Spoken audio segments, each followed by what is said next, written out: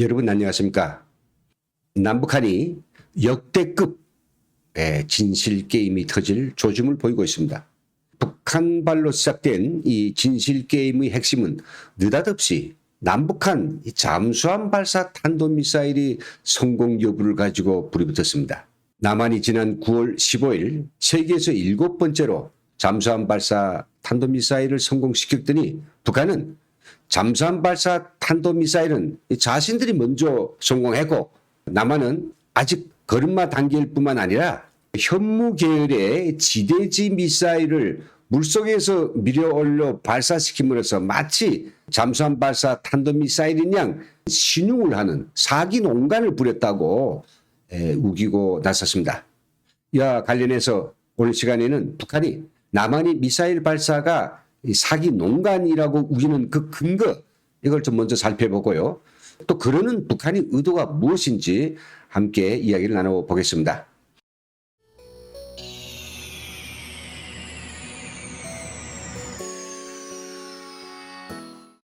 이 사진은 지난 19일 북한이 우리 민족끼리라고 하는 이 대선전 사이트를 통해서 북한 국방과학원 원장 장창하의 이름으로 발표한 담화문입니다. 이 장창하는 이 사람인데요. 미사일 3인방이라고도 합니다. 하성 14라고 하는 대륙간 탄도 미사일을 발사했을 때 김정은 너무도 기뻐서 그의 어깨에다가 별 2개를 단박에 얹어주기도 했는데요. 그럼 김정은과 만날 때는 맞담배까지 나눠 피우는 그의 측근 중의 측근입니다. 그러니까 그의 그리자 또 그의 우승이자 곧 김정은이 생각으로 보는 것이 맞을 것 같습니다. 바로 이 작자가 추석 명절 연휴 기간에 즐겁게 쉬고 있는데 지난 19일에 우림적기를 통해서 대한민국 국방과학연구원 지난 15일에 시험 성공했다라고 하는 잠수함 발사 탄도미사일 이게 다 사기다라고 온갖 험담을 해댔습니다. 그것도 뭐 짧게 쓴 게 아니고요. 원고지 20페이지 분량, 글자로서는 2571 아주 장황하게 야비하고 악랄하게 헐뜯었습니다. 이 북한이 장창하의 이름을 빌어서 남한이 잠수함 발사 탄도 미사일 발사가 사기 농간이다라고 폄훼하는 그 근거는 뭐 5가지나 됩니다. 그 근거의 첫째는 미사일이 구조와 특성 놓고 볼 때 잠수함 탄도 미사일이 아니다라고 꼬집고 있습니다. 장창하는 이 담화문에서 이렇게 뇌까리고 있습니다.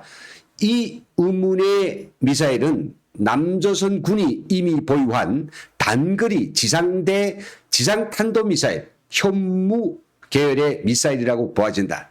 미사일이 A형은 길이가 6m가 되나마나 하고 작단 소리죠. 직경은 800mm 미만으로 추산되며 분출 화염의 크기로 보아 사거리가 500km 미만의 전술 탄도미사일로 판단된다. 북한의 근거 두 번째는요. 미사일이 기술적 특성상 너무도 조악한 수준이다라고 폄하하고 있습니다. 장창하는 담화문에서 이렇게 뇌까리고 있습니다. 남조선이 이번에 실시했다는 시험 발사 장면을 보면 수중에서 능동적인 자세 유지를 하지 않고 냉발사 기술만 적용하면서 심도가 낮은 상태에서 발사했다는 것을 알 수 있다.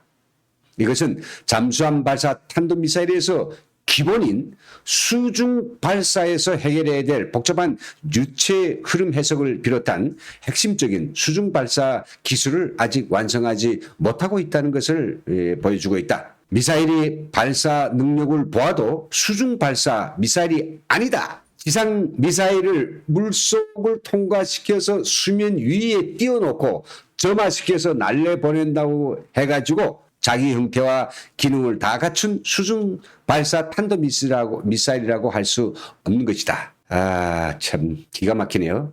북한이 들이대는 근거 네 번째는 미사일의 조종 능력은 초보적인 수준에 미치지 못한다. 장창하의 기고문에서 이렇게 꼬집고 있습니다. 남조선이 공개한 미사일 발사 장면을 보면 발사체의 비행시 조종 및 안정성 보장을 위해 발사체 접이 시그널계를 달았으며 이 자세 조종을 공기타나 가스타로 하는 것으로 보인다. 발사체에 접이식 날개를 붙였다는 것만으로도 이 초보적인 단계에 있음을 알 수 있다. 지금 우리 국가를 포함한 세계 잠수함 발사 탄도미사일 보유국들의 수중 발사 탄도미사일들은 대부분 회전 분출구에 의한 추진력 벡토르 조종을 진행한다.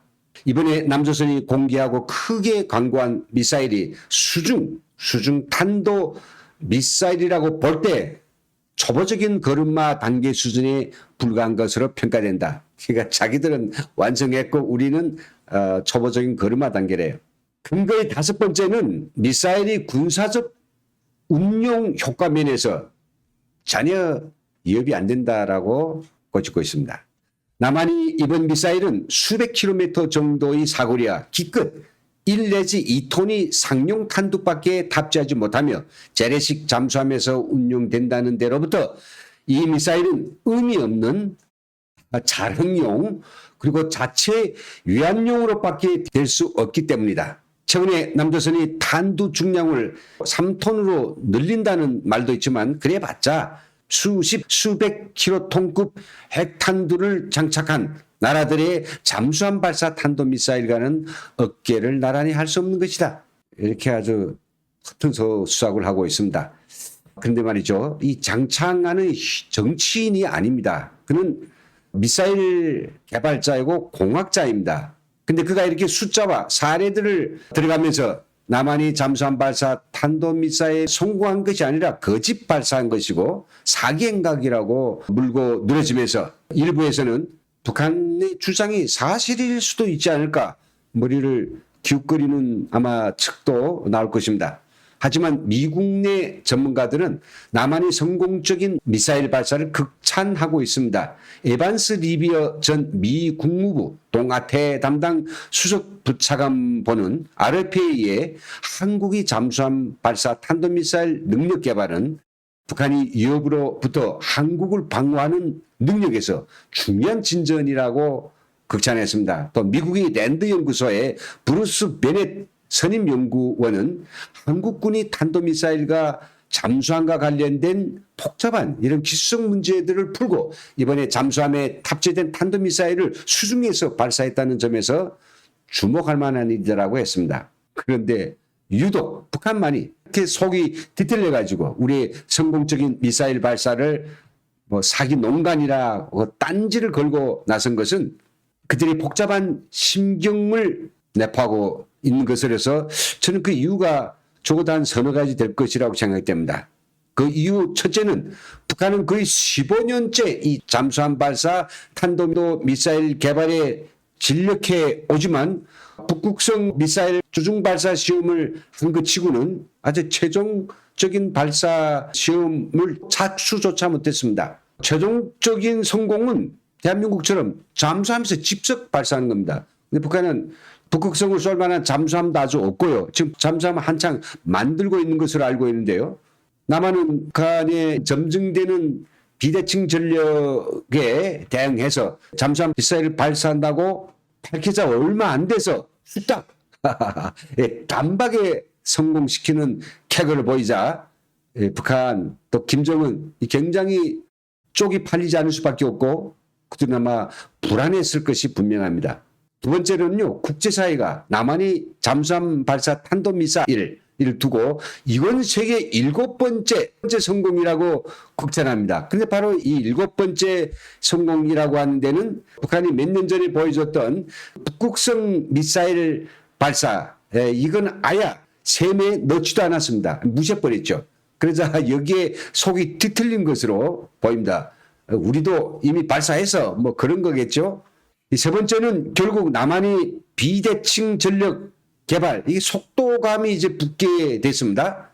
또 엄청 진전했죠. 그러니까 북한이 지금껏 남한에 비해서 확고한 우위를 점하고 있던 소위 비대칭 전력, 이 힘이 사라지게 그러자 북한은 이에 대해서 정말 불안을 느끼고 있습니다. 지금과 같이 남북 간의 비대칭 전력 경쟁이 가속화된다면 극도의 경제난에 허덕이고 있는 북한은 궁극적으로 어떻게 될 것 같습니까? 미국과의 미사일 경쟁 때문에 몰락한 소련의 전철을 그대로 담수할 수밖에 없음을 그들 자신이 너무도 잘 알고 있기 때문입니다.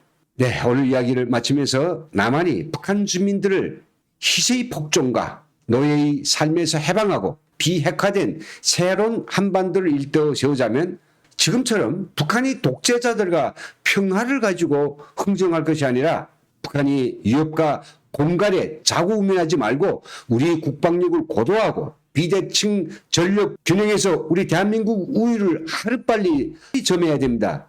그렇게 될 때라야만 북한으로 하여금 1994년 김일성이 서울 답방 약속을 할 때처럼 그들이 살아남기 위해서 스스로 꼬리를 저으면서 대한민국에 기어 들어오도록 만들 수 있는 것입니다. 예, 오늘 시간 여기서 마치겠습니다. 지금까지 함께해 주신 여러분 대단히 감사합니다.